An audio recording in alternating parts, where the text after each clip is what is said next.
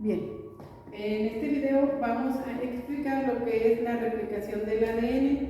Tenemos aquí representada una estructura de ADN, la doble hélice formada por las bases adenina, timina, citosina, guanina y el esqueleto de azúcar fosfato. En el caso del ADN de células eucariotas vamos a tener varios centros de origen, porque donde encontremos adenina, timina, ahí va a ser el centro de origen y lo vamos a encontrar entonces en varios lugares. En adenina y timina se forman dos puentes de hidrógeno, por eso es más fácil romper esos dos que los tres que se forman entre citosina y guanina. Una vez que encontramos adenina y timina, ahí va a ser un centro de origen y serán las proteínas DNA las iniciadoras. Se va a romper esos dos puentes de hidrógeno y luego con la ayuda de la proteína DNAB, también llamada helicasas, se va a ir rompiendo la doble cadena y estas requieren de ATP para realizar ese rompimiento. Estas helicasas son colocadas en el lugar por las proteínas DNAC. Bueno, una vez que tenemos estas burbujas formadas, se van a ver como estas estructuras en forma de barril, ¿sí? Estas burbujas van a tener esta forma de barril y luego un complejo de origen de replicación, o RC por sus siglas en inglés, que está formado por 6 proteínas de la 1 a la 6. Estas son las encargadas de ubicar el centro de origen donde se va a llevar a cabo la replicación.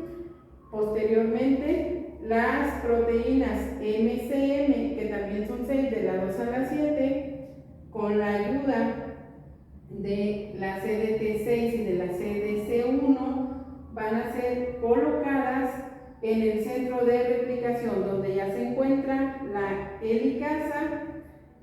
Aquí no va a empezar todavía la replicación, aquí es donde empieza la pre-replicación. Y sería entonces en la fase S donde hay un aumento de la CDK, de las proteínas dependientes de quinasa, donde se va a dar esta replicación. Las proteínas MCM van a necesitar del complejo formado por CDC45 y HIMS. Estos complejos se llaman CMG. Estas van a necesitar la ayuda de este complejo para mantener separadas las cadenas. Y luego la CDC45 entra, mantiene separadas las cadenas.